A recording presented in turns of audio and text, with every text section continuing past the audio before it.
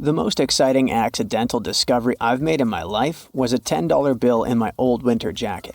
Some folks are luckier though, as they find underground cities from centuries ago or make inventions that turn them into millionaires. Velcro was invented after a routine walk in the woods. Kellogg's cornflakes were inspired by a chipped tooth, and Play-Doh saved a business empire from falling by chance. Back in 1998, electrical engineer John Williams found something that looked like an electrical plug sticking out of the ground. He started digging and noticed that it was stuck in a small rock. He found it in a rural location in North America, far from civilization, industrial complexes, airports, factories, and electronic plants. This piece of electronics embedded into a solid granite stone got the nickname Enigmalith and a price tag of $500,000. Some scientists are sure it's a big hoax and not a souvenir left by some visitors from space, as Williams claims. But the finder of the rock wanted to prove that it was a real piece of ancient technology, some sort of an electrical connector.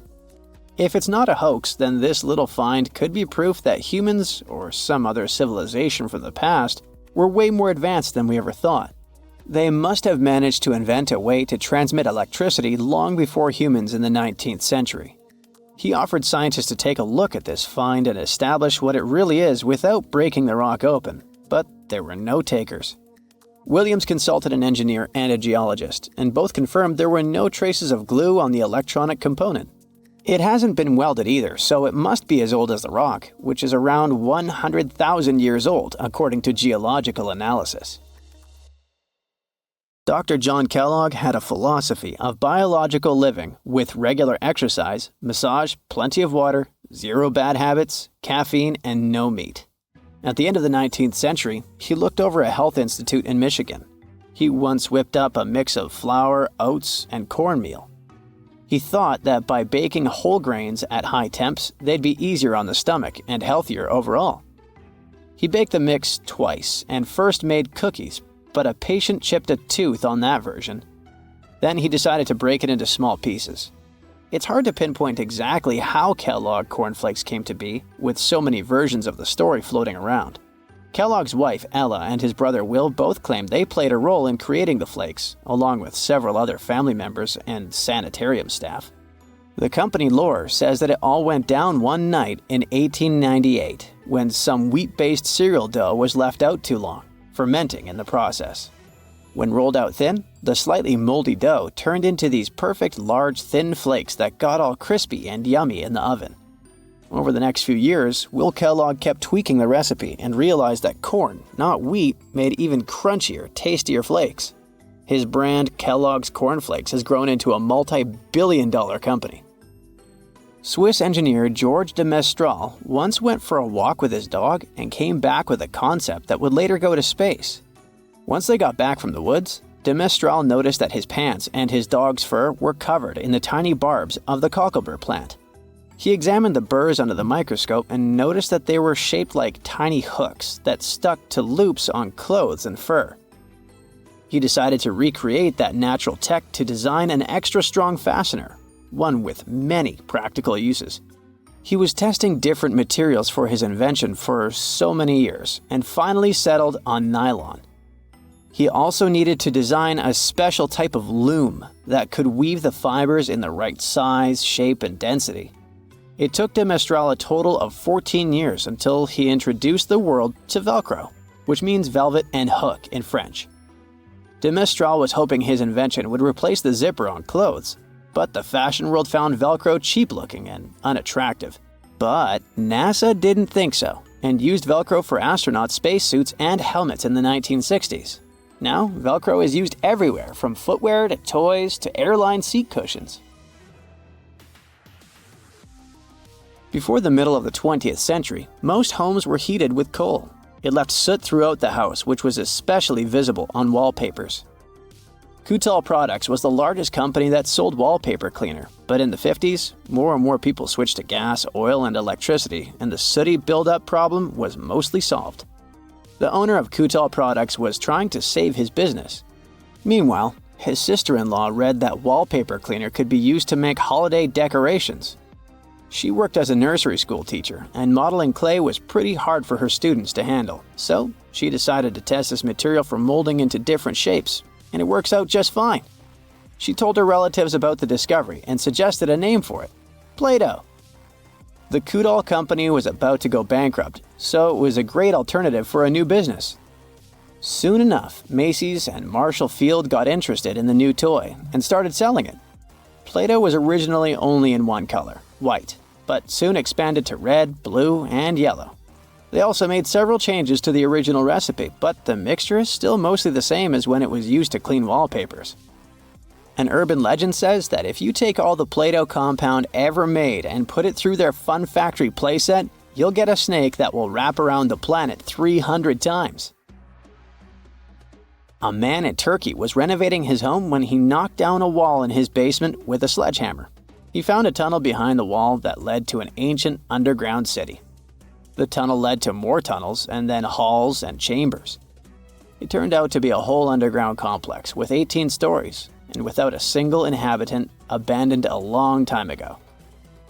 It was the city of Derinkuyu, built thousands of years ago, a home for up to 20,000 people. Whoever built it had great skill, and it's rather easy to build tunnels out of the soft rock, but cave-ins are a big risk. None of the floors at Derinkuyu have ever collapsed. The city had a complex ventilation system with over 15,000 shafts. The upper levels had the best ventilation and were used for living and sleeping quarters. The lower levels were mainly used for storage, but they also had a dungeon. In between, there were room for domestic animals, a school, a convent, and small churches. John Martin, a forestry professor, was out exploring a forest in Wisconsin one night. He was shining a UV flashlight up into the canopy to spot lichens, fungi, plants, and frogs that glow under the UV light. Then, suddenly, he heard a flying squirrel chirping at a bird feeder, pointed the flashlight at it, and saw it light up pink. The professor told his colleagues about it, and they decided to investigate further. They checked out some flying squirrel skins at museums to see if this pink glow is a common thing among them. It turns out that almost all of the flying squirrel specimens they looked at had the same pink fluorescence. Non-flying squirrels didn't glow at all. Other animals with fluorescence, like puffins and chameleons, glow blue under UV light. The only other mammals with fluorescent fur are around 20 species of opossum. They live in different ecosystems and have different diets. The only thing they have in common with flying squirrels is that they're all active at night. And regular squirrels prefer sunlight. There's enough ultraviolet light in low-light conditions, and nocturnal animals need UV vision. So the pink glow might have to do with nighttime perception and navigation, especially in cold and snowy conditions. Or it could be a way for male flying squirrels to attract prospective mates. It could be a sort of mimicry. In February 1961, 3 adventurous rock lovers were searching for geodes near Olancha, California. They took one of their findings home and studied it because it looked pretty unusual. They managed to cut through the matrix and discovered something unexpected inside. Instead of the usual mineral formations, it had a cylindrical object resembling porcelain inside. There was a metal shaft at its center, and around it, a hexagonal sheath made of copper and some unidentified substance.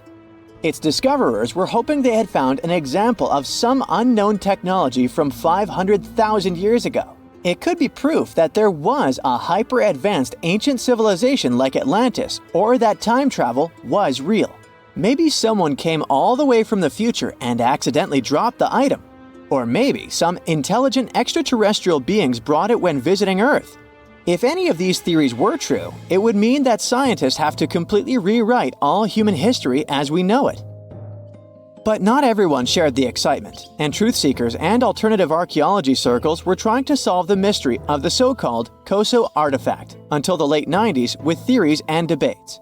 Then a group of skeptics took images and x-rays of the discovery and showed them to spark plug collectors. They have identified the artifact as a spark plug with corroded metal components from the 1920s and not ancient technology at all. Almost 20 years later, one of the co-discoverers of the artifact agreed to take it for inspection at the University of Washington. They officially confirmed it was a 1920s-era champion spark plug. And the stone matrix containing the artifact wasn't a geode, but a concretion. Those can form because of natural processes over decades or years, but not millennia. The Koso artifact is a good example of an out-of-place artifact, which is a thing in pseudo-archaeology. It's something found in a place or time where it shouldn't logically be. These artifacts seem too advanced for the time period they're found in. They could also mean human activity existed when humans weren't supposed to be around. The Baghdad Battery is another example of such an artifact.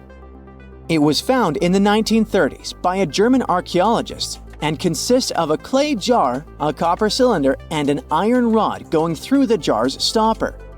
Its top, which was broken off, probably had been sealed with asphalt. Its discoverer noticed that it had two different metals and possibly an electrolyte, which are key components of a battery.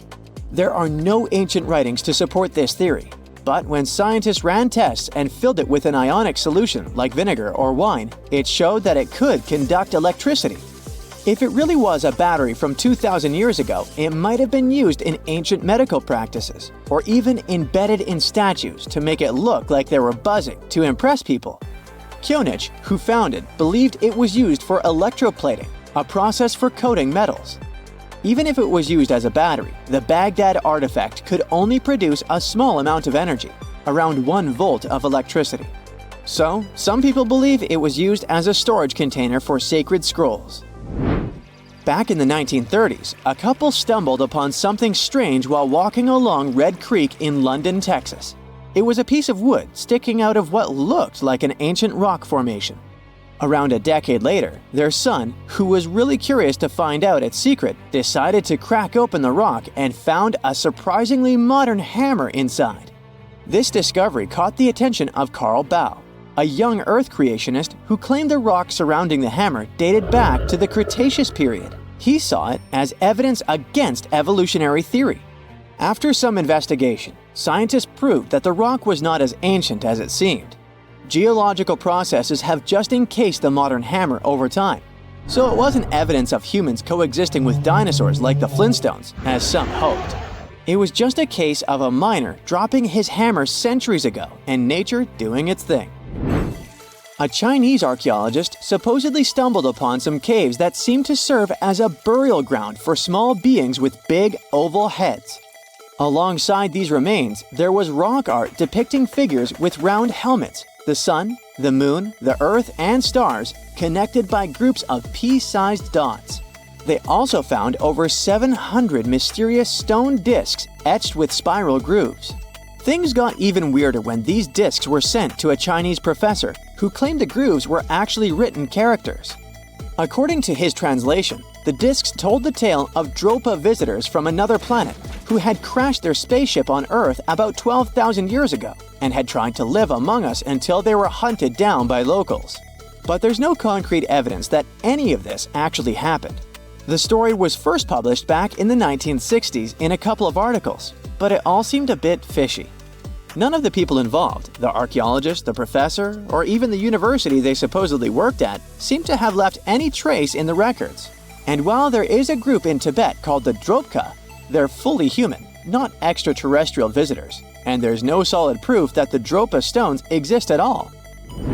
In a remote part of China, there are some bizarre pipe-like formations known as the Beigan pipes. A local explorer found them back in 1996, protruding from Mount Beigan and along the shores of Tosan Lake nearby. Some people thought they were the work of ancient guests from other planets. When samples of the pipe material were tested, they contained mostly common minerals, but there was a mysterious 8% of unknown stuff. Special testing revealed that these pipes had been there before humans. Chinese geologists later visited the site and suggested that these pipes were formed naturally over time. It could be sediment piling up in the fissures in the earth, or even fossilized tree roots from the area's lush past, but it's not certain. There's a mysterious terracotta head in Mexico with a hard-to-pronounce name, discovered back in the 1930s during a burial excavation. This head looked a lot like fancy Roman statues, so it wasn't clear what it was doing in Mexico. For some reason, the discoverer kept it secret for several decades. The head was found in a pyramid with 3 floors about 40 miles from Mexico City, alongside gold, copper, and pottery. Some argue that if this head really is many centuries old, it could mean the Romans or some other civilization had made it to Mesoamerica before Columbus did. There are also drift voyage theories mentioning a shipwreck after which some artifacts and survivors made it ashore. Some suggest that this figurine head was a little souvenir brought over by the Vikings. But there's no solid archaeological proof of the Vikings meeting the folks in Mesoamerica. There are some artifacts floating around, but none of them have been stamped as undeniable evidence of pre-Columbian contact. So the mystery of how this head ended up where it did remains unsolved. While digging a trench along a river in Romania, workers found a wedge, which is now famous as the aluminum wedge of Ajud, or the object of Ajud. Right next to it, there were some mastodon bones. Those distant relatives of elephants lived 11,000 years ago, so the wedge is probably of the same age. The cool part is that it's made of aluminum, a metal not even discovered until the 1800s. This material requires serious heat to produce. The wedge is also covered in a thick layer of oxide that's been sitting there for hundreds of years. Some folks believe this wedge must have crash-landed here on a spacecraft from some other planet. Some scientists think it's all a hoax, and others suppose it might be a human-made object with an unknown purpose. Now, have you ever seen cricket balls that are 3 billion years old? Klerksdorp spheres were found in deposits of the mineral pyrophyllite in South Africa and rocked the science world. They do look like tiny ancient cricket balls with seams-like lines around the middle. Back in the 1980s, some folks claimed these spheres had been made by an advanced pre-flood civilization we know nothing about. One museum curator shared stories about how they rotated on their own in a display case. There was also a TV show that invited a psychic who declared the spheres were pieces of an ancient spaceship. But according to geologists, these spheres are actually pretty common concretions or spherical objects formed by different minerals than the surrounding rock. The seam-like lines are just imprints from the host rock's layers building up over time. The Klerksdorp spheres come in different shapes, from noticeably flattened spheres to distinct discs. As for that episode when one of these spheres spun on its own, the curator of the Klerksdorp Museum cleared that up too. He said that when he put one sphere on its glass shelf when a journalist came to visit, the sphere naturally rotated a bit because it's round. The area where the museum is located often experiences earth tremors from gold mining activities nearby. The oldest known human-like footprints could be 6 million years old. They were found on the Greek island of Crete in 2002. If the number is correct, it would mean that early human ancestors may have migrated between Europe and Africa much earlier than we previously thought. This doesn't mean Africa is not the cradle of humankind, though. It could just prove that early human ancestors moved back and forth between continents. Some researchers believe the footprints were left by a bipedal creature possibly related to an early human ancestor nicknamed El Greco. According to scientists who studied them, the footprints have a very human-like shape, with 5 toes and a parallel big toe. Some scientists are skeptical about it and suggest the prints might be from a late European ape. The new study analyzed fossilized marine microorganisms found in the sedimentary rocks to determine the footprint's age and prove it's actually 6 million years. The next amazing find that keeps scientists entertained is the Dorchester plot. It's a beautifully crafted metal vessel with some fancy geometric designs embossed in shiny silver. The pot was discovered in, who could have thought, Dorchester in 1852 under quite unusual circumstances. During a powerful blast, the pot broke into 2 pieces. Scientists believe it was originally embedded within a rock or boulder known as pudding stone. The rock from which the Dorchester pot emerged is dated to be around 500 million years old, so it could mean the pot itself is also that old. The current and less exciting theory suggests that the Dorchester pot is a Victorian-era candlestick holder. Such things were really trending back then, so it's not a surprise to find such fancy household item from that time. The Dorchester pot falls into the category of ooparts, or out-of-place artifacts. Those are objects that seem too advanced for the time period they're supposedly from. If we accept that the pot is 500 million years old, then whoever made it was way ahead of their times in terms of crafts and tech. One extra mystery is that the pot has an engraving of a plant that most likely disappeared from Earth over 100,000 years ago. Sounds like good proof the pot is really extra old. Now, it looks like the oldest map in Europe is a stone from 4,000 years ago. This Bronze Age slab was found in France in the year 1900 at an ancient burial ground. The carvings on the slab show in 3 dimensions the River Odde network with a fantastic accuracy of around 80% over an 18-mile stretch. There are other stone-carved maps around the world, but this one is unique because it shows a specific area to scale. Looks like the slab's carvings don't just map rivers and hills, but also settlements, barrow sites, and field systems. Archaeologists say the slab wasn't used for navigation, but rather to symbolize power. The detailed markings on the slab might have served to illustrate the domain of a local ruler, possibly a prince or king, to show their control over the territory. When the ruler lost power, the slab was likely repurposed as part of a burial vault. The unique artifact was stored in the cellar of a museum. For decades, no one even noticed until several scholars read older reports about the slab and decided to check it out. They conducted a detailed analysis using 3D techniques. Their research proved that the creators of the slab had not only etched lines into the rock, but also modified its surface to reflect the topography of the landscape with high accuracy. The Salzburg cube, also known as the Wolf's Egg iron, was discovered in the late 19th century in Austria. Now, don't let the name mislead you. It doesn't look like a cube at all. It's more like a rounded object with 2 flat sides. Down the middle, there's a groove, and the surface is covered with pits and craters.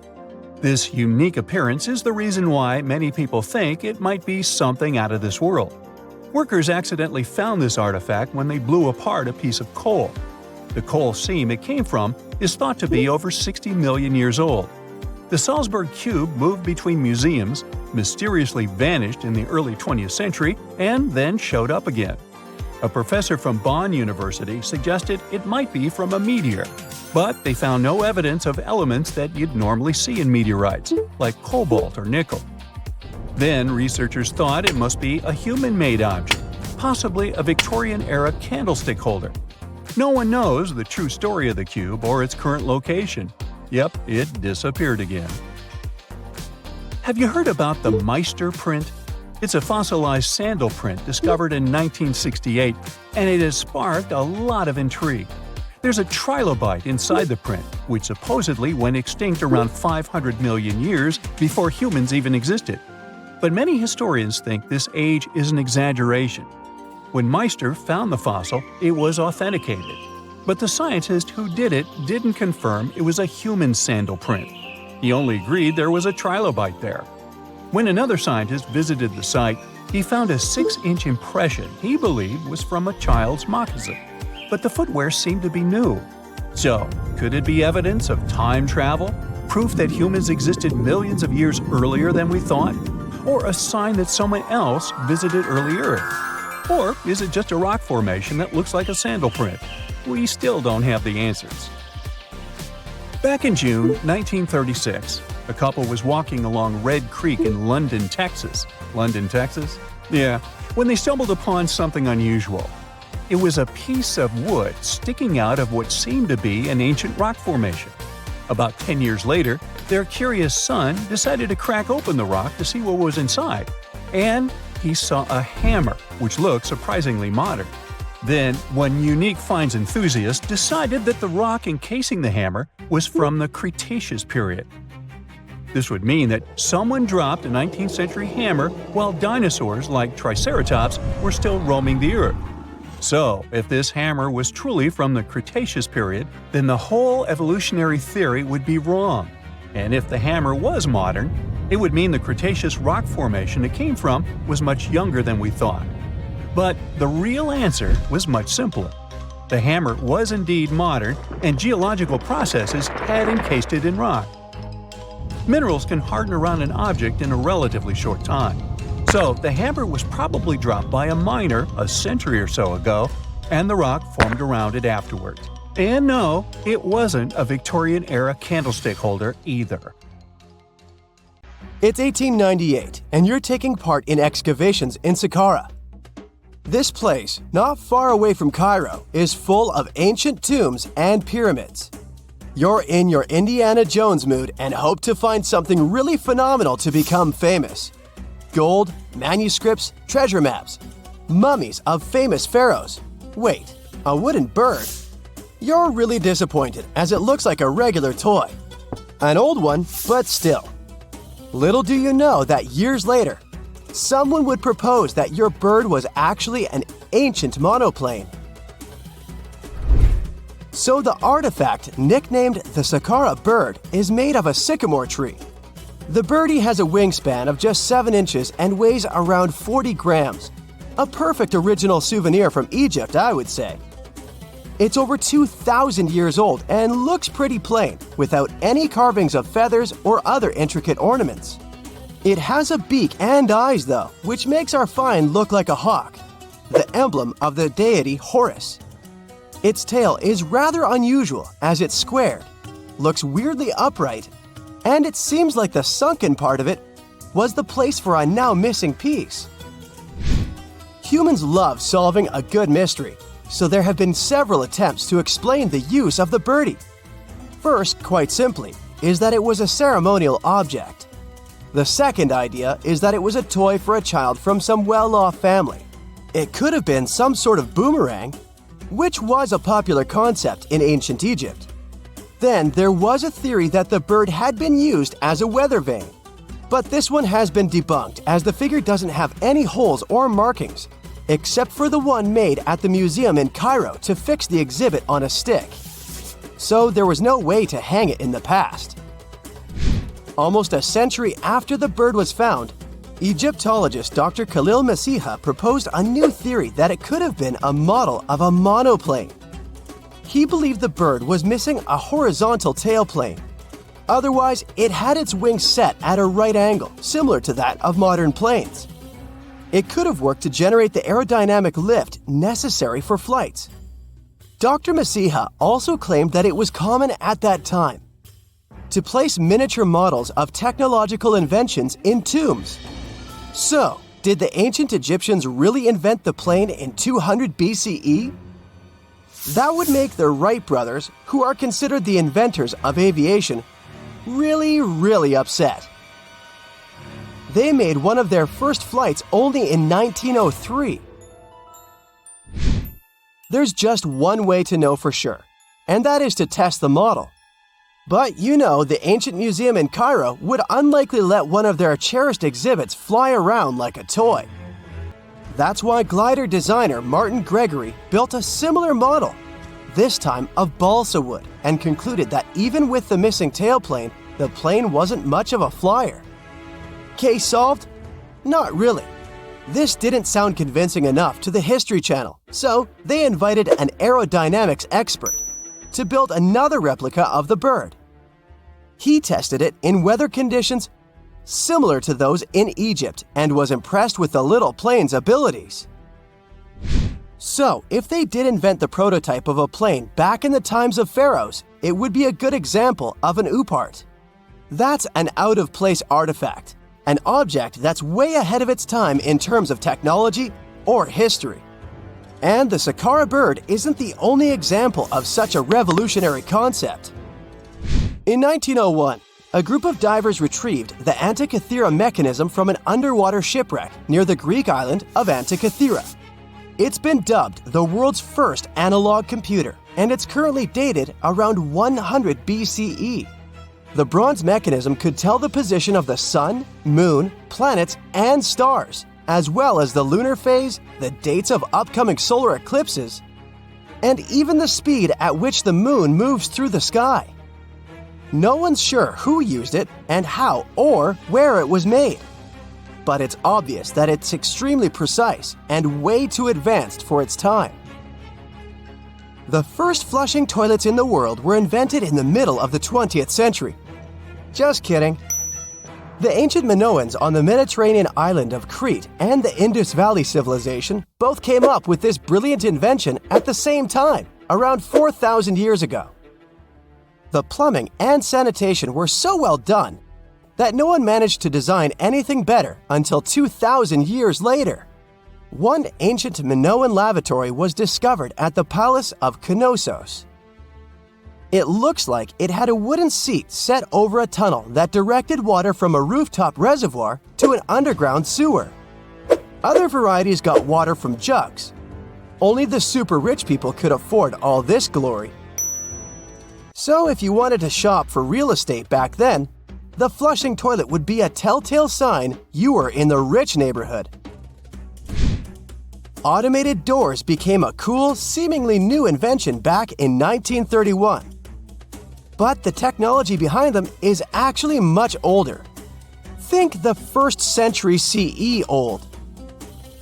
Mathematician and engineer Heron of Alexandria came up with a hydraulic system to open and close temple doors. To bring it into action, you need to light a fire to produce heat. There was a brass pot under the fire, half filled with water. The inventor connected the brass pot to containers that acted as weights.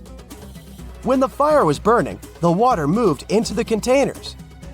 They went down and pulled the ropes. It was nothing like a supermarket door that opens in front of you before you even have time to think. Heron's door took hours to open, and there was no way to stop the process. That's why they only opened the doors once a day before people entered the temple, to add some mysticism at the temple during ceremonies. Spooky. Looks like the first ever battery was invented in Baghdad around 2,000 years ago. A German archaeologist found this oval-shaped clay jar in 1938. Scientists are still not sure what purpose it served and who exactly invented it. There is a theory that it was used for electroplating objects with precious metals. When they filled it with a weak acid like vinegar, the battery produced around 1 volt of electricity. Another theory says it was a vessel for sacred scrolls. Would you like to buy contact lenses designed by Leonardo da Vinci himself? In 1508, he invented a glass lens with a funnel on one side. You were supposed to wear it with water inside to improve your vision. Sounds a bit uncomfortable, doesn't it? So, around a century later, French scientist René Descartes decided to improve the idea and make the cornea contact the future lenses. Contacts because they contact your eyes, get it? The glass tube with liquid did help improve vision, but blinking was sadly impossible. 2.5 centuries later, new technologies in the glass industry let scientists design contacts that would fit in the eye and even let the wearer blink. Thanks, guys! Still, those lenses were made of heavy blown glass and didn't let the eye breathe. About 50 years later, contacts became plastic, lightweight, unbreakable, and scratch-resistant, but still covering the entire eye. And then, in 1948, an English optical technician accidentally sanded down a plastic lens and figured out they'd still be in place even if they covered only the cornea. Imagine you're living in 19th century London and need to send a message to New York. It would have taken about 10 days to get there by ship. So when delivery time went from days to hours in 1858, it was a true sensation. The first message was sent by Queen Victoria herself. It was all made possible thanks to the transatlantic telegraph cable, running under the ocean. Sadly, the new cool invention only lasted a few weeks. It took years to bring it back to life. Hey there, curious history buffs. Have you heard the legend of the ancient race of giants of Nevada? Yes, I'm talking about actual giants that allegedly lived thousands of years ago. Now I know what you're thinking. Giants, really? Well, archaeological finds add fuel to this debate too. And here's where it gets interesting. Lovelock Cave was indeed used as a burial site, and some of the remains found there are much larger than average human bones. The cave is by the Humboldt Sink in western Nevada. It was once part of an enormous lake, which eventually dried up, leaving a number of smaller ones, including the Humboldt Sink. The cave became the home of the Site-Ka tribe. According to the legend, these red-haired giants were so big that they had to be buried in the cave itself. Indeed, later on, archaeologists discovered 8 to 10 foot tall skeletons. This legend started to unfold when a mining engineer named John T. Reed talked to the locals in 1886. Once Reed saw the cave, he knew he was onto something. The news spread soon, but the cave was attracting another type of attention too. The deposits of a fertilizer known as guano were discovered inside the cave. So a mining company began excavating the precious resource in 1911 and soon shipped more than 250 tons of the fertilizer to San Francisco. Unfortunately, some of the human remains and artifacts were neglected and lost in the mining process. This led to an official excavation in 1912 and 1924. After the top layer of guano had been mined, strange objects started to surface. Around the area, the earliest evidence of human habitation dates back about 4,000 years.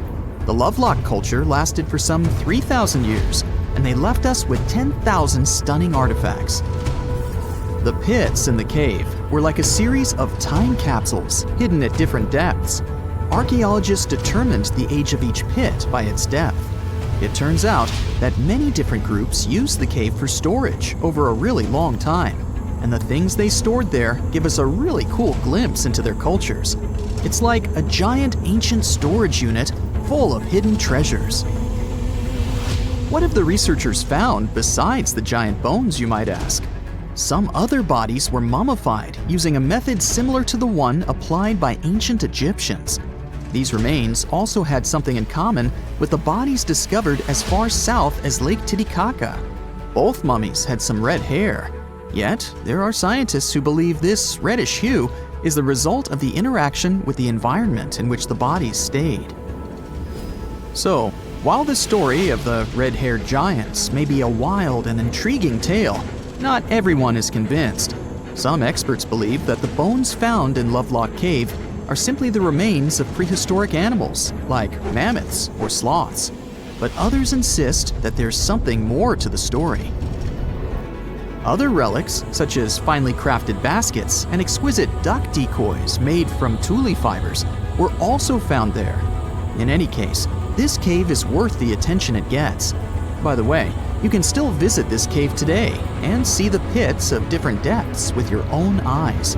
But let me tell you one thing. It's in a hot, dry, and isolated place. Archaeologists have made another discovery that seems to be straight out of a legend. They think they found the palace of the one and only Odysseus, who was the legendary Greek king of Ithaca and the hero of Homer's epic poem. Move over, Indiana Jones. We've got some real-life adventure happening here from around 1300 BCE. Apparently, this is the only palace mentioned in Homer's epic poems that hasn't been found. The excavations have been made on the Ionian Islands, and the view from the ruins found on the island of Ithaca are exactly as described in the Odyssey, says the professor who led the excavation team. Known to the ancient Romans as Ulysses, the Greek hero took 10 years to return home to Ithaca after the fall of Troy. For many years, Homer's other epic, called the Iliad, which tells the story of the protracted siege of Troy by the Greeks, was regarded as a myth too. But then, in the 1870s, Troy was rediscovered in modern-day Turkey's Çanakkale city. So, if they found Troy, who's to say they couldn't find Odysseus's home? The researchers were following Homer's words as a roadmap. The excavation site has a building complex with 2 levels. It has important finds such as storerooms and workshops, a complicated drainage system, and fragments of pottery. It also has a well from the 8th century BCE, which is around the time when Odysseus is believed to have been the king. Yet, not everyone is convinced that the team has actually discovered the home of Odysseus. A British researcher named Robert Biddlestone insists that Homer's description of ancient Ithaca isn't very similar to the island that now has its name, and that Odysseus's kingdom was actually on the Isle of Cephalonia. However, Italian archaeologist Adriano La Regina might have a more realistic approach to this debate. He says that whether this find has a connection to Ulysses or not, what's more important is the discovery of this royal palace. Once upon a time, in a land far away, the Klamath Indians spread a legend about the creation of Crater Lake. Okay, maybe this land is not that far away, and it still exists. You can find it in south-central Oregon, in the western United States. Anyway, the legend has it that this lake was formed in a vicious battle between two volcanoes, Mount Mazama and Mount Shasta. Then the spirits of Earth and the sky, which are Lao, who ruled the below world, and Skell, the chief of the above world, joined the fight. It turned into a geological drama. During the battle, darkness veiled the land. The fight was over when Mount Mazama collapsed and sent Lao back into the underworld. Then the rain filled the pit and created a lake in the place where the mountain had once stood. Flash forward to our time. Scientists have discovered that Mount Mazama did erupt 7,700 years ago. Artifacts found in the area prove that the legend indeed contains some details about the explosion. The tale says that red-hot rocks were flying through the sky. This happened during the volcanic eruption that caused the mountain to collapse. This created the volcanic caldera, which later on got filled with water. What makes this legend came true story unusual is how long it has existed. According to researchers, these types of verbal stories lose their credibility within 600 to 700 years. That's why the legend about the creation of Crater Lake is so unique.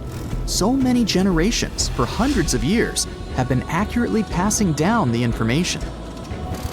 This volcanic crater lake is now in a national park. It's famous for its deep blue color. The water in it is extremely clear.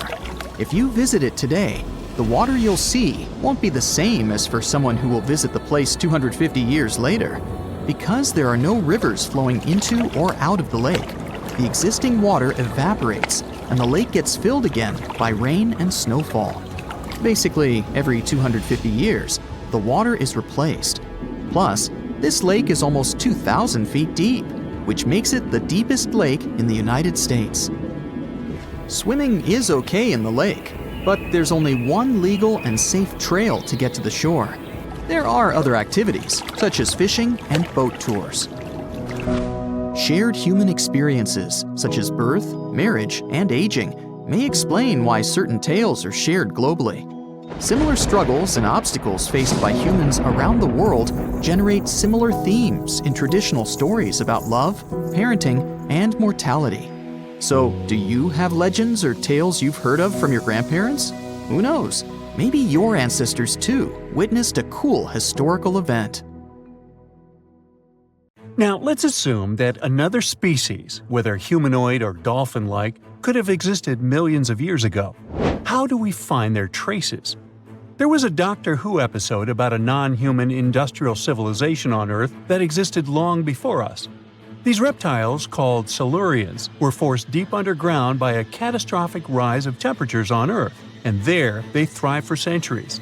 That inspired scientists to create the so-called Silurian hypothesis. If there was an advanced civilization before us, we should find their traces somewhere. Well, let's try. Climatologist Gavin Schmidt and astrophysicist Adam Frank decided to dive into this themselves. Like us, any technologically advanced civilization would be hungry for energy. So they looked for global effects that would leave a widespread mark. For example, hints of large-scale industrial processes, like plants and factories, and their leftovers. Then comes the question of how long these civilizations would last. If they existed for a long time, we should look for long-lasting signs, like residues from burning fossil fuels, mass extinctions, synthetic chemicals not found in nature, and even traces of nuclear fission. Basically, we should search for the same kinds of things that humans are currently leaving behind as evidence of our activities. Unfortunately, this evidence isn't that easy to find.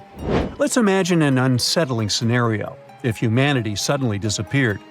Even though it seems like we've left a lot of changes on our planet, the future civilization millions of years from now would struggle to find any remnants of our existence. Why? Well, our planet has existed for 4.5 billion years. Complex life on Earth has existed for more than 400 million years. Compared to that, our industrial period only lasted around 300 years, and we haven't left any significant traces. Our record of Earth's history is full of gaps, especially the further back you look. The fossil record captures only some things, being very selective and incomplete. On average, one fossil emerges every 10,000 years, and dinosaur footprints are even rarer. Mountains rise, oceans change, and plate tectonics can easily wipe out evidence of entire civilizations. After a couple of million years, chances are any physical signs of a civilization would disappear. In order to find at least something, we have to look for things like odd sediment patterns or unusual isotopic ratios. Also, fossils mostly form in water, leaving us in the dark about creatures on land or in the jungles.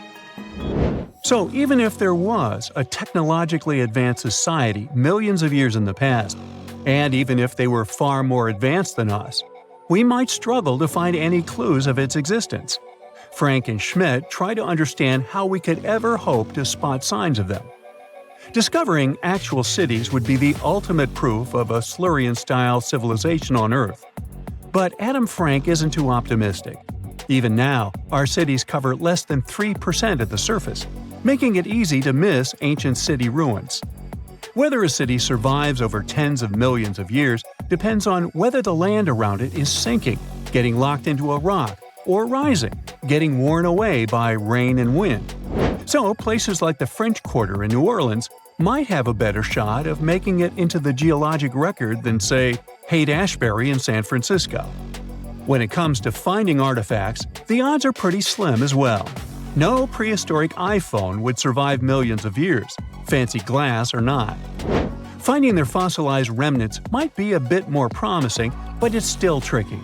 Considering modern humans have only been around for about 100,000 years, it's quite possible that we might overlook any traces of an earlier advanced species. There is one thing, though. We could stumble upon their traces in rocks. Our current chaotic era might leave a distinct mark on the Earth's geological history, especially since we're basically experiencing PTM 2.0. I'll get to that in a moment. So they try to look at the changes in the carbon cycle. Humans have been releasing a lot of fossil carbon since the 18th century. This leaves a special mark in the carbon isotope ratio, like a signature that shows the difference between carbon in living things, such as seashells, and carbon in lifeless volcanic rock. Scientists also look for signs in the way sediments are arranged. Large coastal deltas might mean that there were bigger rivers made by folks in this hypothetical civilization. Traces of nitrogen could suggest big-scale farming, where they used a lot of fertilizer. Spikes in metal levels in the sediment could mean runoff from heavy industries. Of course, a single find like that wouldn't tell us anything. Schmidt says the key is to look for multiple signs together. Without clear artifacts, the uniqueness of an event might show in various clues rather than a set of changes linked to a single cause. On a quest for Silurian-style clues, scientists even decided to check the Moon. Some astronomers find it surprising that no one has looked into this before. They even joked about the possibility of dinosaurs building rockets and leaving traces on the Moon or other celestial bodies. These astronomers think that Earth-like planets tend to erase signs of civilizations on their surfaces. So they're exploring the wild notion that these beings might have been space travelers. In that case, remnants of their technology, known as technosignatures, could be lurking not only on our Moon, but also on asteroids, or even buried on Mars. There they might endure for millions or even billions of years. Unfortunately, so far, despite digging into the past 380 million years and examining all suspicious events, the researchers haven't found a clear match for a technological civilization. They don't give up, though. Frank calls for more investigation. For example, we could study how modern industrial chemicals stick around in ocean sediments. This, he believes, could help us identify similar chemical traces in the Earth's history. If there are no traces, why do we even bother to find something like that? This research is based on Schmidt and Frank's recent papers. They were delving into the Anthropocene. It's the proposed epoch, dominated by human activities on Earth. It's full of these things called hyperthermals. They're prehistoric events when temperatures on Earth sharply increased over a relatively short time. They're like extreme heat waves from the past. A great example of this is the Paleocene-Eocene thermal maximum, or PETM for short. It happened around 55.5 million years ago and saw a rapid rise in global temperatures. Over 200,000 years, the average temperature on Earth jumped from about 9 to 14 degrees Fahrenheit. We study these hyperthermals to understand how they occurred, from natural causes or human activities. So, these hyperthermals sparked the genesis of Frank and Schmidt's research. To study them, scientists started examining chemical signals and tracers left in rocks. When doing that, Schmidt and Frank uncovered some eerie parallels between all the climate issues we have today and past periods of rapid temperature shifts. There's a close similarity between the PETM and other hyperthermal events. So all this work isn't just about solving a historical mystery. Understanding our impact on the environment can guide us to finding better ways to live in harmony with the planet and avoid becoming a forgotten species in the future. Our Milky Way is filled with lots of planets that could be just right for life, but we don't know if there are other civilizations out there. Earth is the only place we know of with living beings. About 200 years ago, people wondered if there might be civilizations on Mars. Back then, it was a real question. But once we got pictures from space probes, we decided there wasn't any evidence for it, and that idea got stuck in our minds. Now, it's not even considered a valid topic for serious science. It's seen as kind of silly. But no one has set clear limits on what could have happened on our own planet a really long time ago. So, even if there is no proof, we shouldn't throw away the possibility. Don't forget, it took humanity a while to recognize dinosaurs. Maybe Silurians are just patiently waiting for their time. A gruesome discovery took place in Egypt some years ago. You want to hear about it? 16 human hands, carefully buried in 4 eerie pits. They didn't look too much like human hands at first, since they were abnormally large, but they were. Weirdly, there were only right hands. No left hands were in sight. It turned out that it points to the practice of an ancient dark ritual. Old Egyptian art and tales talked of a ceremony where warriors would present the right hand of their adversaries as proof of victory and ask for gold in return. Egyptians believed in the afterlife, so cutting off someone's hand meant you cut off their power eternally. Guaranteeing this type of defeat was interesting to the winning party. Here, the fight was between Egyptians versus Hyksos, who lived in what was once known as Canaan. Egypt has always been the center of some history-changing findings, and some time ago, this papyrus was found. If we stretched it open, it would be just a tad bigger than the height of a skyscraper. The world's tiniest skyscraper, which is located in Wichita Falls, Texas. When humans didn't write on their notes app, they wrote on this thing, made from the medulla of a papyrus plant. Around 2,000 years ago, ancient Egyptians wrote something reminiscent of a book where they describe most of their funerary traditions and their visions of the afterlife. It's considered one of the most important texts from ancient Egypt and is still sold in bookstores to this day. This ancient manuscript was unearthed from a chamber located just south of the Pyramid of Djoser, located in Saqqara.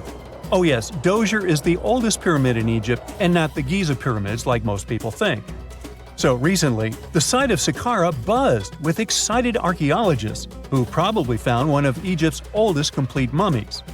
They believe that this beautiful and well-preserved mummy was that of a wealthy man. He was discovered in a deep shaft, covered in layers of gold leaves. There are many symbols that show he was an important and wealthy man, like the band he wore on his head, the bracelet on his chest, and the fact that he was embalmed with a tunic, which was reserved for Egypt's finest. The most exciting part of the entire discovery was finding the resting place sealed with mortar, just as the ancient Egyptians had left it 4,300 years ago. Now this may sound weird, but back in 2008, archaeologists discovered a missing pyramid.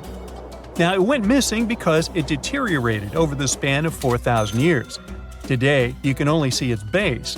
It was a pretty important site back in ancient times. It is said that around the area of the pyramid, the ancients hosted a special type of ceremony where high priests would carry mummified remains of sacred bulls. Now, here's a fun fact. Ancient Egyptians believed that Apis bulls were earthly incarnations of the city deity of Memphis and was connected to rites of fertility. It wasn't just any Apis bull, though. They needed to be all black, with a single white mark between its horns and a bunch of very specific characteristics. They were selected by the local priests and honored until they passed away. After that, they were mummified and buried in underground galleries. Meanwhile, this missing pyramid sort of disappeared around the 1800s. It was a German archaeologist who first found it in the village of Saqqara. He called it the Headless Pyramid when he first found it. But then, years after the official discovery, the desert sand came along and covered the whole thing. There were some excavations between the 19th and 20th centuries, but they weren't too systematic. That's why scientists were so thrilled when they dug an entire pyramid's base after removing the 25-foot mound of sand that was covering it. Oh, and it turns out American archaeologists are excavating a cemetery in Egypt that could contain over 1 million mummified bodies. So far, archaeologists have dug around 1,700 mummies. One of the main differences from other classic Egyptian mummies is that these people weren't kings and pharaohs. They were commoners that most likely lived about 1,500 years ago, when Egypt was controlled by the Roman and Byzantine empires. The name of the cemetery is cool, though, the Way of the Water Buffalo, just in case you want to check it out on your next trip. Other than bulls and buffaloes, ancient Egyptians also liked baboons. Are you seeing a pattern here? In the beginning of the 20th century, archaeologists discovered a site filled with mummified baboons in a place called, guess what? The Valley of Monkeys. An animal wouldn't have been mummified if it wasn't considered important. Certain animals were more important than others, since they were linked to specific deities. Jackals were connected to Anubis, the ancient god of the afterlife, and cats were likened to the female deity Bastet. Baboons were a pretty big deal, since they were believed to be connected to Thoth, the deity of wisdom and advisor to Ra, one of Egypt's supreme deities. The archaeologists who studied these animals weren't too happy. They think these baboons were kept inside and were deprived of sunlight for most of their lives. They had extreme vitamin D deficiencies and they were poorly fed. Maybe Thoth got angry with these baboon keepers. Just a guess. Since there's never a boring day for archaeologists in Egypt, they also found human mummies with golden tongues. Since Egyptians were all about the afterlife, they believed that golden tongues might help a person speak once they pass to the other side. I mean, it's a long shot, but hey, why not? Some of these mummies were placed in wooden coffins with goods, such as necklaces, pottery, golden artifacts in the shape of lotus flowers and scarab beetles, and iPhones. Just kidding. A new temple was also unearthed recently in Egypt. Scientists believe it was dedicated to honor Zeus Cassios. That deity would be a cross between Zeus, the almighty Greek deity of the sky, and Mount Cassios. While digging around the Sinai Peninsula in Egypt, archaeologists spotted 2 pink granite columns poking out of the ground. And bingo!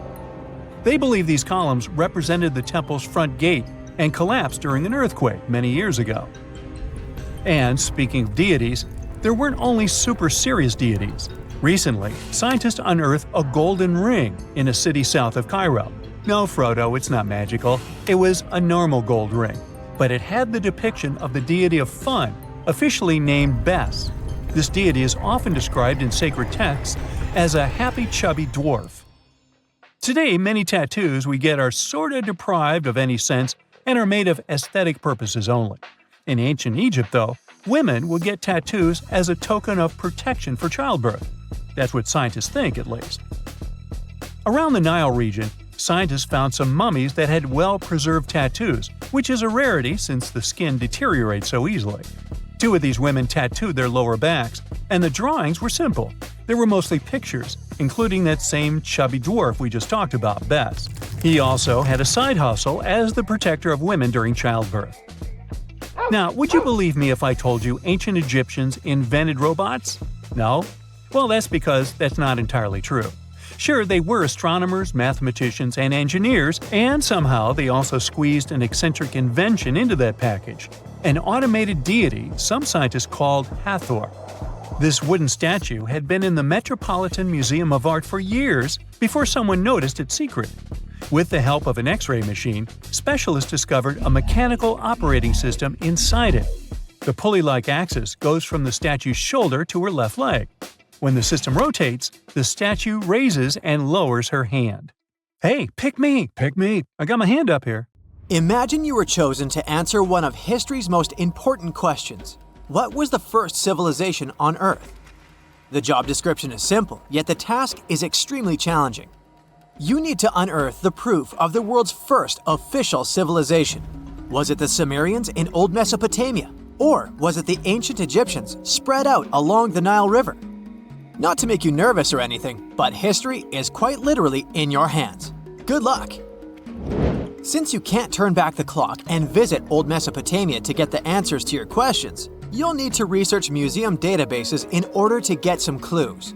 First things first, we need a definition of what is considered a civilization. It's not just thousands of people grouped together and living harmoniously. There are some key elements that together make a group of people a civilization. Like, for example, the domain of urbanism, aka city building, irrigation systems, and writing. You decide to begin your search by diving deep into the history of the Sumerians, which today hold the position of the world's first civilization. Now, imagine being the first of your kind. This means having no external examples. Rather, it means starting from scratch. First thing you'll need? A piece of land. And since there were no active water companies in the world at that time, you'll need a piece of land with easy access to water. So, the Sumerians settled between two major rivers, known as the Euphrates and the Tigris in southern Mesopotamia around 5000 BCE. Fun fact, Mesopotamia translates to the land between two rivers.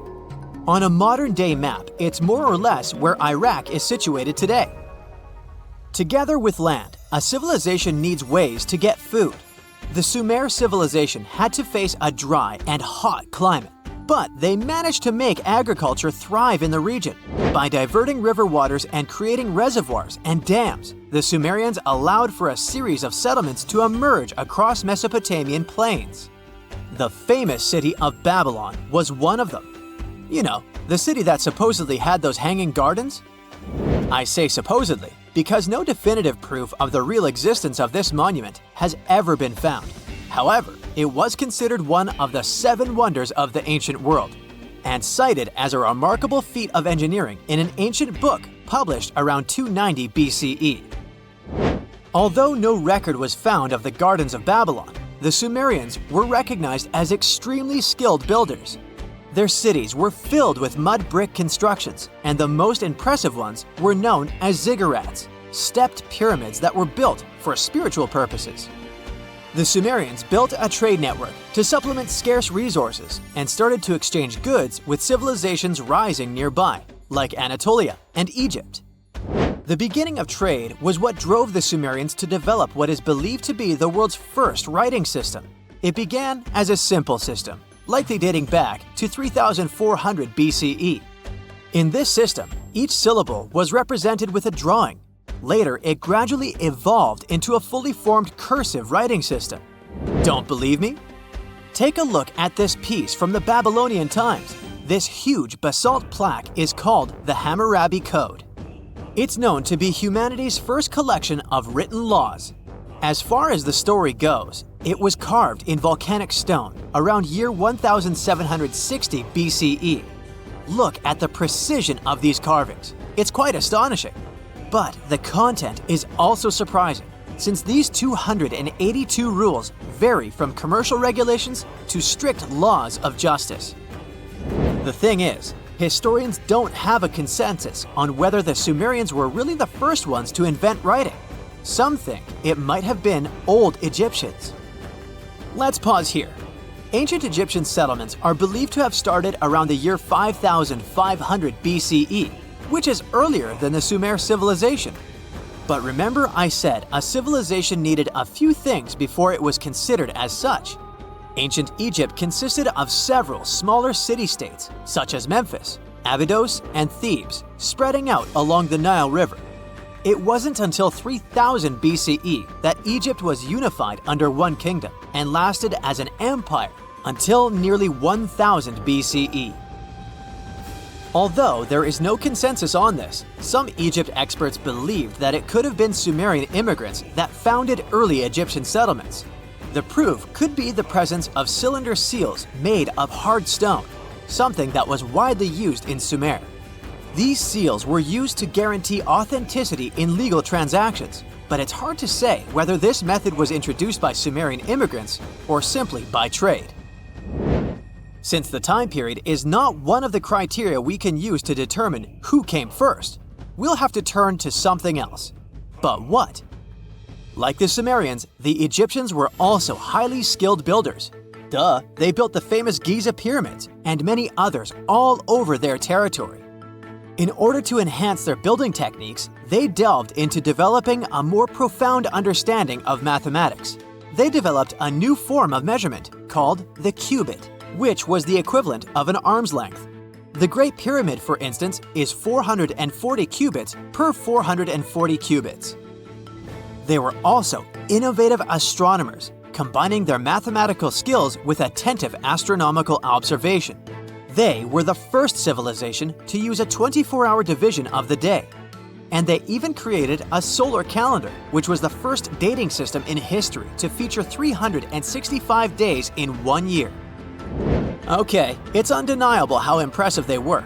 But some experts say that the dispute has to be settled through the comparison of their writing systems. Hieroglyphic writing, the first Egyptian style of writing, is said to date back to 3000 BCE. It was a composition of over 700 symbols, which were carved in stone. For a long time, researchers believed that the Sumerian writing had come before Egyptian.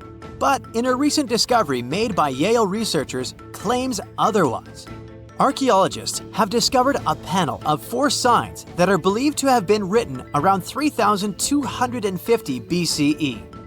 Oh, and they've also found another rock drawing depicting a pregnant elephant that can date back to 4000 BCE.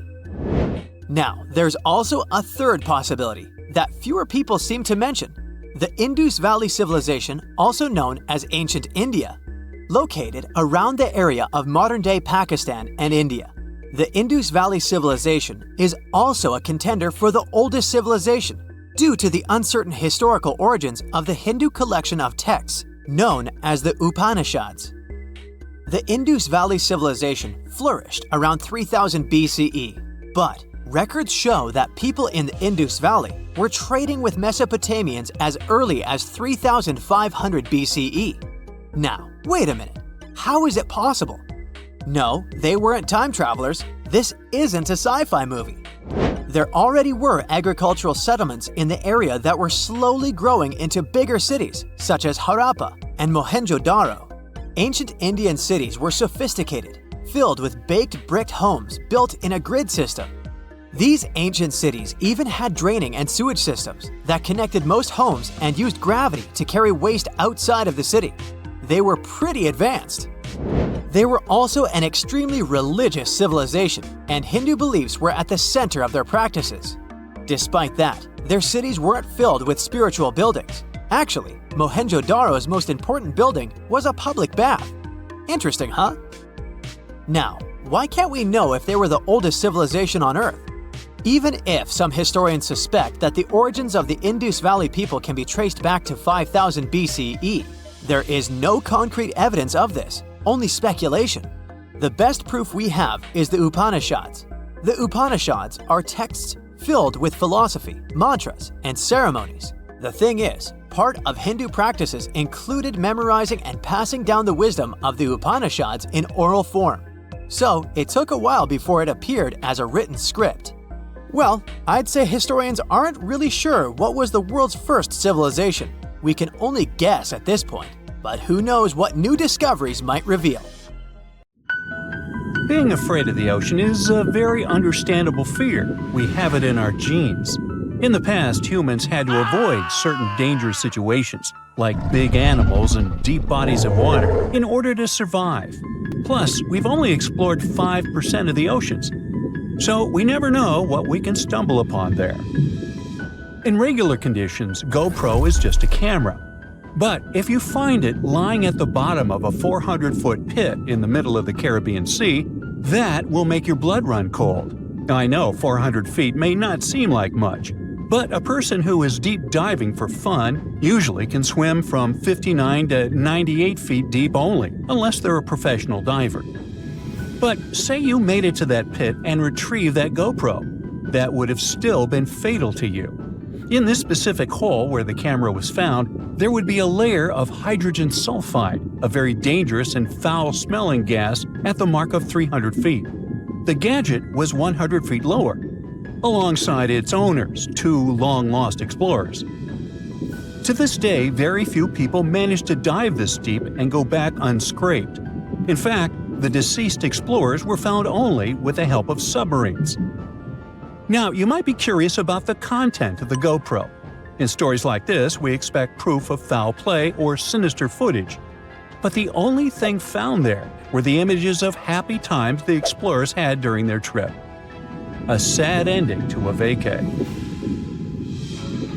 Now, in deep waters, you can also find many species that seem to be otherworldly, but in a cute and interesting way, like the alien sponge. This fun little fella is a sponge first seen near the Mariana Trench in 2016. It's actually part of an ecosystem dubbed Forest of the Weird. Okay, this makes it sound a bit creepy. And what adds to the weirdness is the fact that the alien sponge had two little holes that resemble little eyes, so like it's peeking at you. Ah, another fun fact?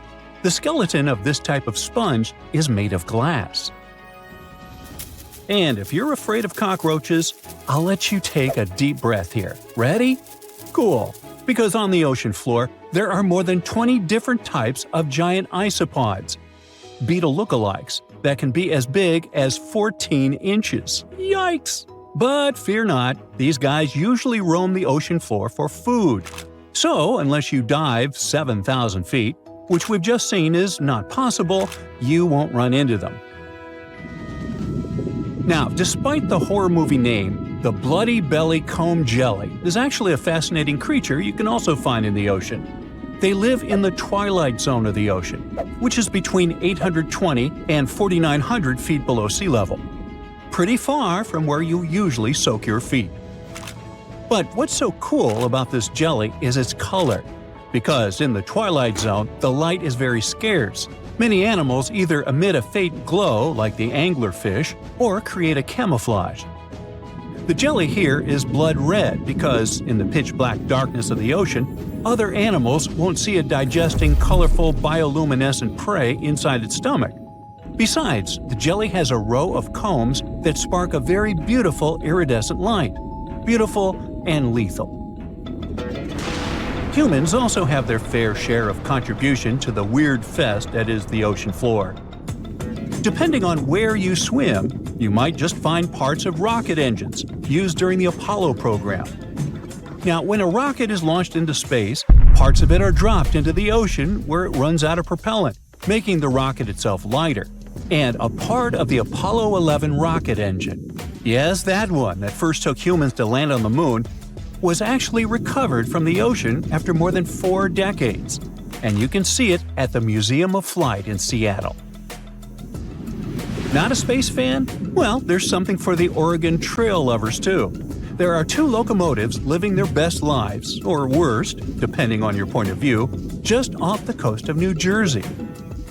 They're from the 1850s and are sitting under 90 feet of water. They probably fell off of a transportation ship during a rough storm, or were intentionally pushed over the barge so that the ship didn't sink. Most of these things can only be seen while diving, but worry not. Even if you have a lingering fear of the deep ocean, you can still find weird things by simply walking on the beach. Look at these bizarre Garfield landline phones washed away in Brittany, France. The French have been having bizarre encounters with the sarcastic orange cat since the 80s, and it took about 30 years for French farmer René Morvan to come forward with a simple explanation. A shipping container with Garfield merchandise got stranded in the sea, only to find its final resting place in a sea cave. We bet Brittany locals are still haunted by the creepy smile of that landline phone. And just like a storm uncovered the Garfield secret stash, it also moved a few ships that sank more than 600 years ago. But this is not a simple Titanic story. It actually sounds more like Pirates of the Caribbean, because when the storm moved those old ships, authorities from Caesarea found 2,000 gold coins, some silver and bronze coins, gemstones, and rings. It was a bigger treasure than a dragon could hoard. But don't get your hopes up. Even though most of the underwater archaeological zones in this region are open to divers, these treasures are safely tucked away in a museum. Speaking of pirates, and I was, another weird thing you can find chillin' in the ocean is the pirate city of Port Royal, Jamaica. In 1692, the city was devastated by an earthquake, followed by a tsunami.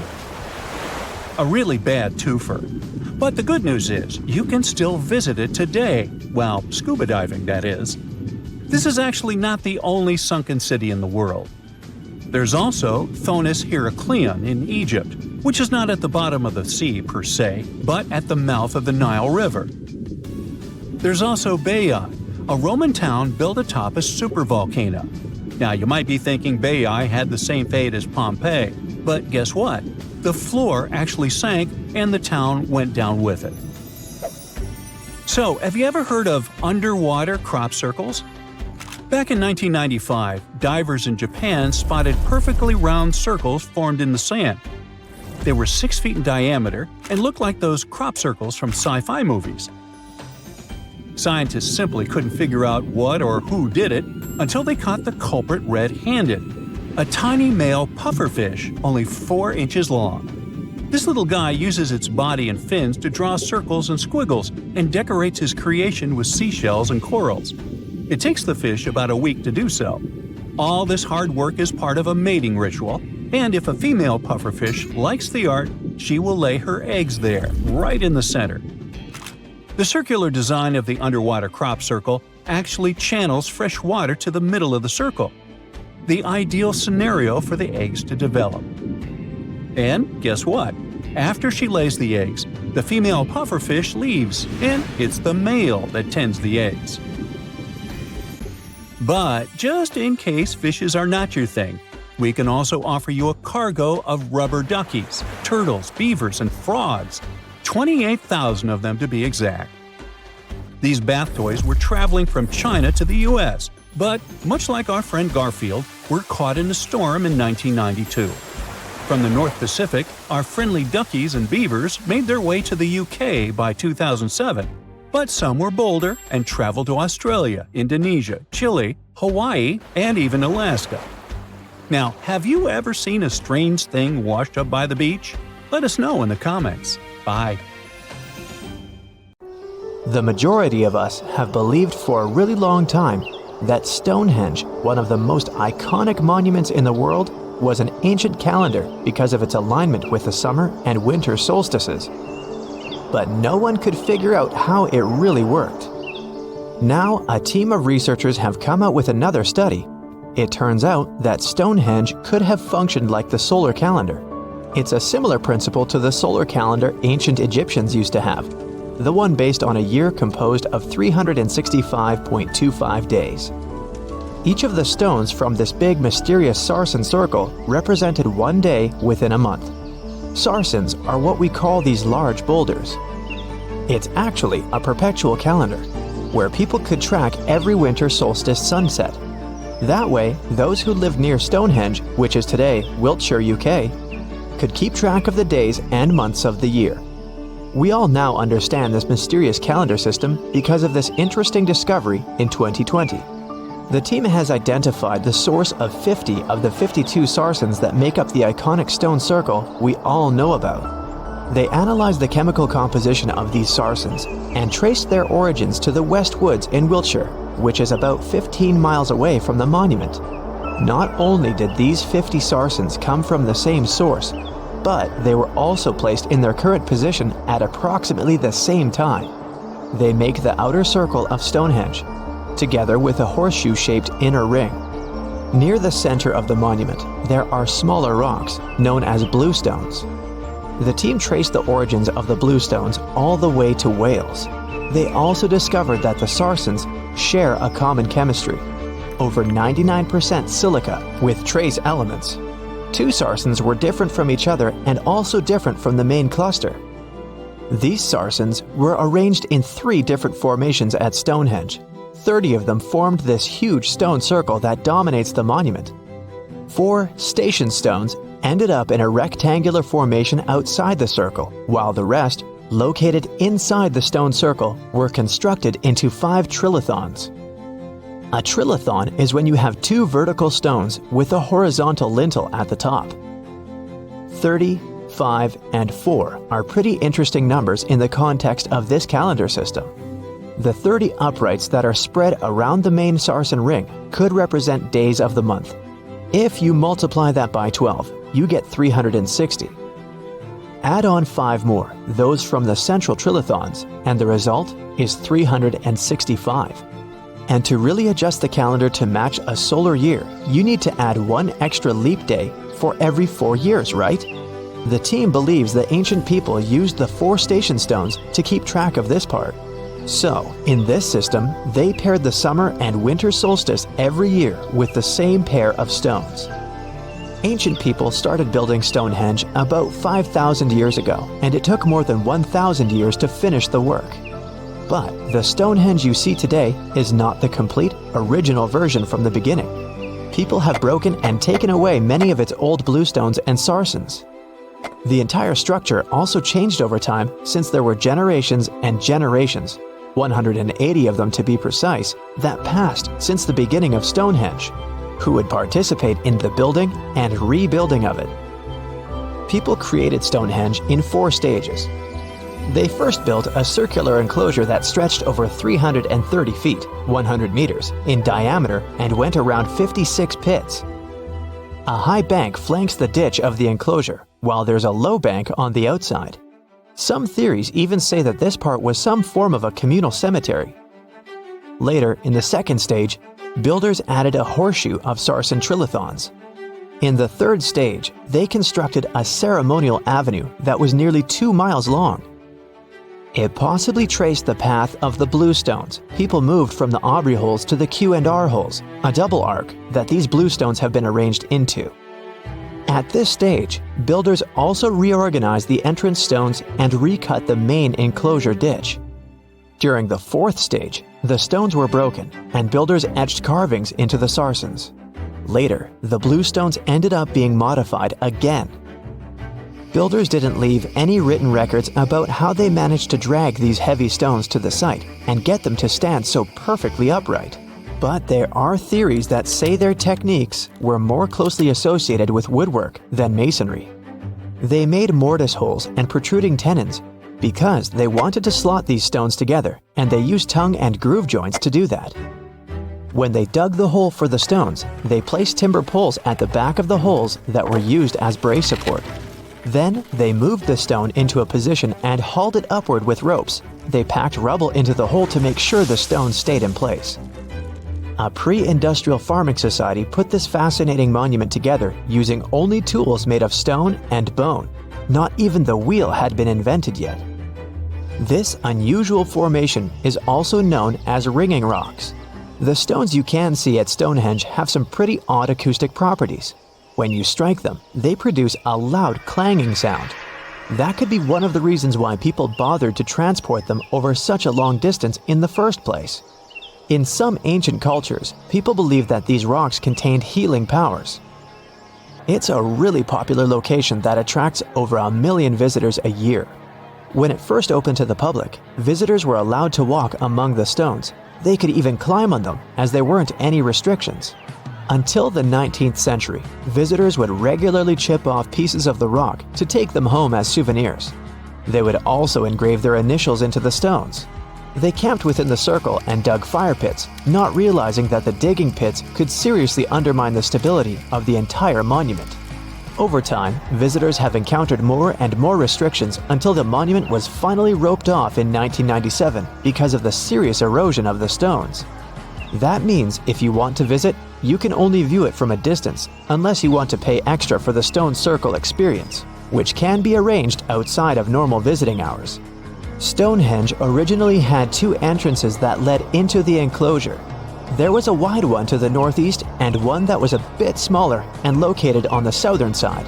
If you look at it today, you can see there are many more gaps. This is mostly because of tracks made later that once crossed the monument. The ground within Stonehenge has been severely disturbed, and it wasn't just about random visitors digging fire pits. There was a group of people who dug a large deep hole within the stone circle in the 17th century because they were looking for treasure. Then there was Charles Darwin, who also did some digging because he was studying earthworms in the area. He wanted to know how these worms could impact objects in the soil over time. He observed how a fallen stone there had sunk deeper into the ground and realized it was happening because of the activities of these tiny creatures who churned through the soil all the time. In 1963, there was a theory that Stonehenge had been built as some sort of computer that predicts solar and lunar eclipses. Later, some proposed it was actually constructed as a monument to ancestors that had passed away. This theory says the permanence of its stones represented the eternal afterlife. The average sarsen you can find there weighs 25 tons, while the biggest one weighs around 30 tons. If you want to get an idea of how massive these stones really are, you can go behind the visitor center in the outdoor gallery to check out a replica sarsen stone. It's a true copy of a freestanding upright from one of the trilithons that are located in the inner horseshoe of the monument. There are 5 Neolithic houses at Stonehenge based on real archaeological evidence of houses found in that area. Each of them had stake-built walls and a chalk floor. Some even had furniture. There was also a lot of trash discovered, which means people in this area used to like celebrations and feasting. Research has shown that people lived in these houses for 50 to 100 years, around 4,500 years BCE, which was the time when the builders brought the sarsen stones to Stonehenge. During the time they were building Stonehenge, generations of people went through major changes themselves, from the Stone Age to the early Bronze Age. They were no longer as static and isolated. They started to travel and trade more, which means they communicated way more than their ancestors, even internationally. This is how they could have spread the word about Stonehenge, and it's also when the whole mystery and fascination with the monument began.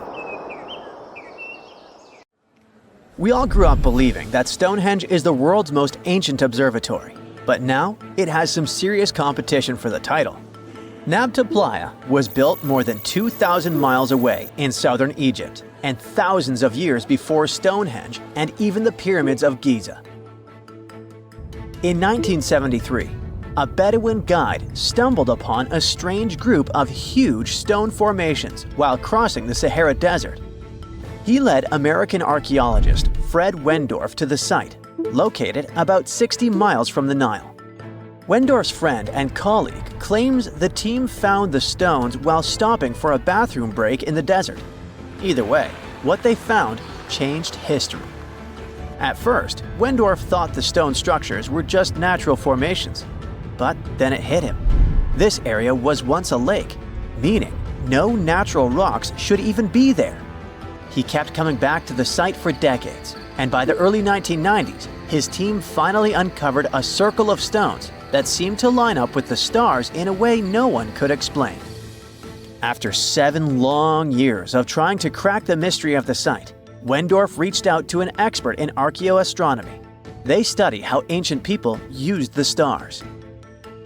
One evening, while the expert sat in the cool desert sand staring at the stones, he realized that they formed a pattern radiating outward from a massive burial mound. One by one, as they dug into the sediment, the buried megaliths started lining up like spokes on a wheel.